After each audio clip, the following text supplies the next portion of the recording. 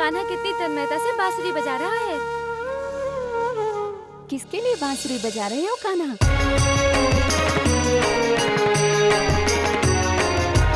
तुम्हारे लिए। हमारे लिए? हाय राम, हमारे तो भाग्य ही खुल गए। अवश्य कान्हा कुछ शरारत करने वाला है। मैं क्यों शरारत करने लगा? मुझे तो चित्र बनवाना है लाजों से। अच्छा, तो तुम बांसुरी के सुरों का हमें माखन लगा रहे हो कान्हा? उस दिन हमने बांसुरी बजाने के लिए कहा तो तुमने क्या कहा था? नहीं बजाऊंगा, मेरी इच्छा। रात गई बात गई क्षमा, अब छोड़ भी दो। आज कितनी मीठी बातें कर रहा है कान्हा।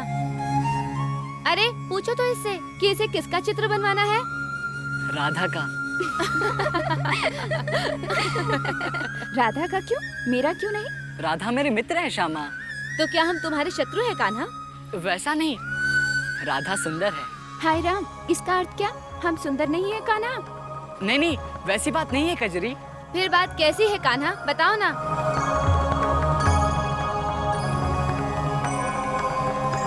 तुम्हें राधा अच्छी लगती है? राधा से प्रेम हो गया है तुम्हें?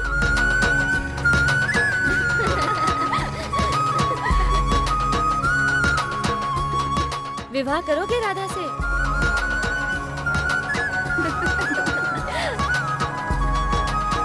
अब तो नंदरानी से कहना पड़ेगा।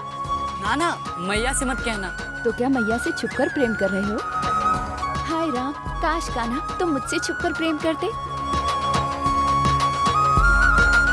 परंतु राधा का चित्र मैं कैसे बनाऊंगी कृष्णा?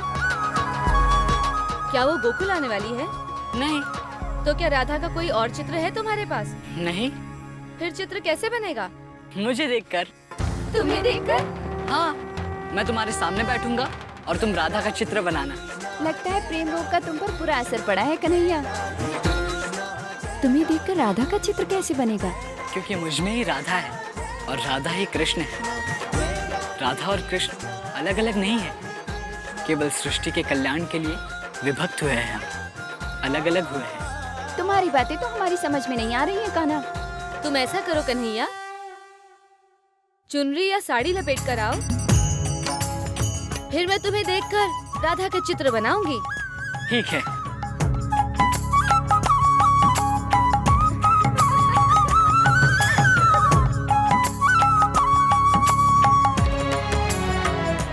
अब देखना इस खेल में हमें कितना आनंद मिलेगा।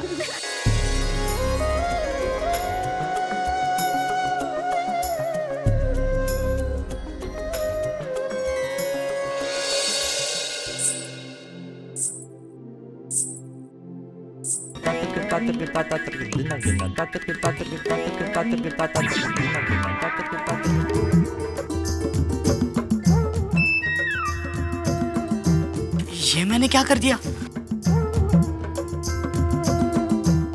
ये वस्त्र तो मैं उस गोपी के घर पर भी पहन सकता था। यदि दाऊ भैया ने मुझे इस वेश में देख लिया तो क्या सोचेंगे? मुझे ये वस्त्र अभी निकालना होगा।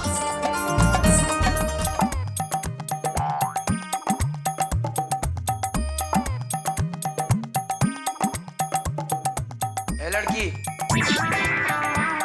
कौन हो तुम? मैं लड़की? और यहाँ हमारे घर में क्या कर रही हो?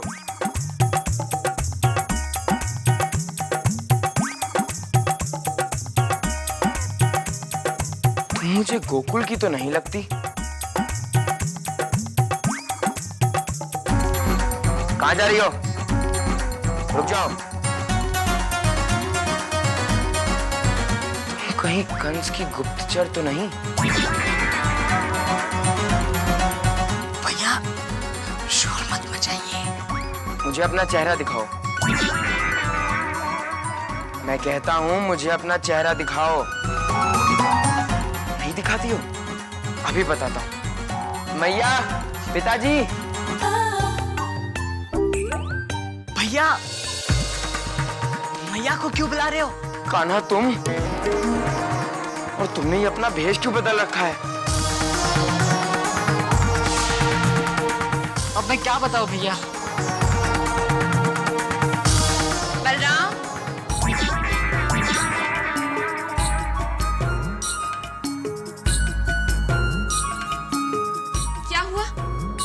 क्यों पुकार रहे थे मुझे? बलराम, तुम्हारे पीछे ये लड़की कौन है? नहीं तो पिताजी हो। आशीर्वाद दीजिए सासू माँ। क्या? सासू माँ?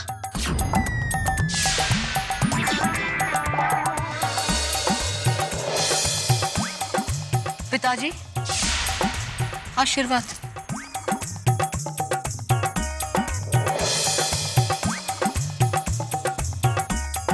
बलराम, किसकी लड़की को भगा कर लाए हो तुम?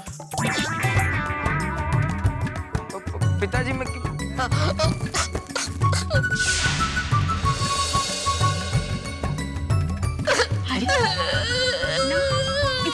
इधर आओ। ना बेटी, रोना नहीं। मैं बलराम को दंड दूंगी।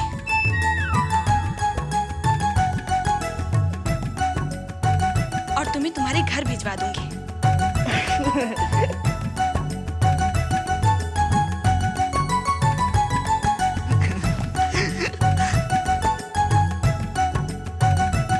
यशोदा, इसकी हंसी तो हमारे कृष्णा की तरह है। हाँ, ये लड़की नहीं पिताजी,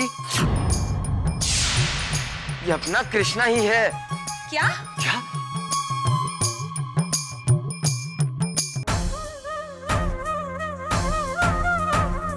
कान्हा?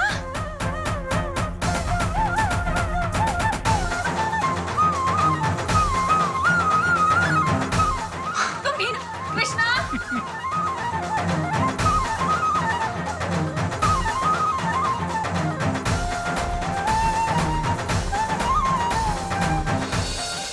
हम मथुरा निवासियों की प्रार्थना लेकर आए हैं महाराज। कंस राज्य अब समाप्त हो गया है। अब आप ही हमारे राजा हैं।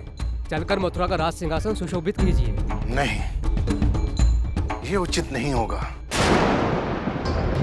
मैं आपकी भावनाओं का आदर करता हूं, परंतु मथुरा के राजा के लिए आप सबको अभी प्रतीक्षा करनी होगी। ऐसा मत समझो कि कंस मिट गया है। कंस पापी है, दुराचारी है। पापी और दुराचारी मनुष्य इतनी शीघ्र नहीं मिटते। जो हृदय से मिट जाते हैं महाराज, उनके नाम भी कभी सुनाई नहीं देते। कंस अब कभी लौटकर नहीं आएगा। मथुरा की जनता आपके साथ है महाराज।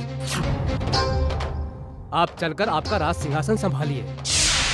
नहीं, मैं राज सिंहासन पर नहीं बैठना चाहता, क्योंकि मैं जानता हूं इस समय राज सिंहासन के चारों पांव रक्त के सरोवर में डूबे हुए हैं। और यदि नहीं डूबे तो कंस उन्हें डुबोने में कोई कमी नहीं रखेगा। आप लोग शांत हो जाओ और अपने नगर में शांति बनाए रखो। तुम्हारा राजा गोकुल में है और उसे समय की पहचान है। वो उचित समय में मथुरा में आकर मथुरा की चिंता दूर करेगा। अब आप लोग जाओ और उसके आने की प्रतीक्षा करो।